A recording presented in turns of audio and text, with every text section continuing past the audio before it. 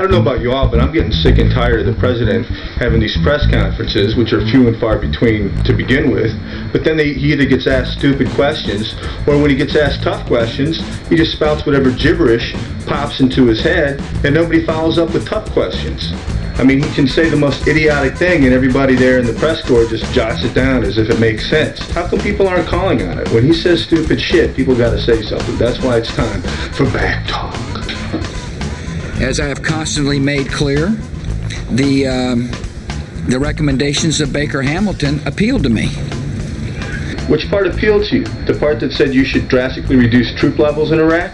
Or the part that said you should start immediate dialogue with Iran and Syria? Can you explain why you believe you're still a credible messenger on the war? I'm credible because I read the intelligence, David. Again with the intelligence. We already learned earlier in the press conference that you ignored the intelligence that said that Al-Qaeda was going to benefit from us attacking Iraq.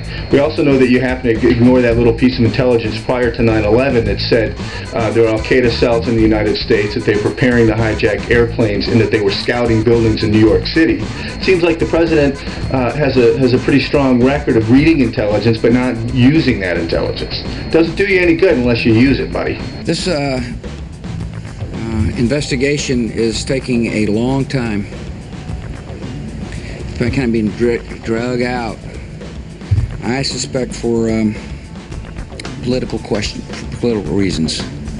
For political reasons? Well, you ought to know it. You're the one who's drugging it out. You're the one who isn't releasing the supposedly lost 5 million emails. It's you that isn't allowing Harriet Miers or Karl Rove to testify under oath before Congress as they've asked. You're the one who's drugging it out, not Congress. He is attempting to establish a base of operations in Iraq. He hasn't established a base in operations. What? He hasn't established a base of operations? There is no base of operations for Al-Qaeda in Iraq, but you've been talking this whole press conference about how we're fighting Al-Qaeda in Iraq. But they don't have a base there? Seems like Al-Qaeda is in Iraq when he wants it to be, and it's not there when he doesn't want it to be. Why is he at large? Because we hadn't got him yet, Jim. That's why. Can you believe this guy? And he's hiding. And we're looking. And we will continue to look. I like the hiding part, though, about the he's hiding and we're looking and he's hiding some more. That's good. Very presidential. I sleep better at night knowing that this joker's on the job. I'm deeply concerned about the Democratic budget that is classic tax and spend. Mr. President, you say tax and spend as if that's a bad thing, but to me that sounds like sound fiscal policy. You tax so that you then have revenue to spend. You yourself have a spend and spend and spend policy, which has turned the biggest surplus in the history of the country into the biggest deficit. I've been a believer that a comprehensive immigration reform is the best way to secure our border. I campaigned on that for president twice.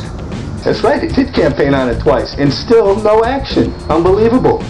You know, anything short of kicking them out, as far as some people are concerned, is called amnesty. You can't kick them out. Nor do I think they ought to be given automatic citizenship. Now this is a classic Bush idea. We'll let them work here so they have to pay taxes, but we won't let them vote. It's perfect.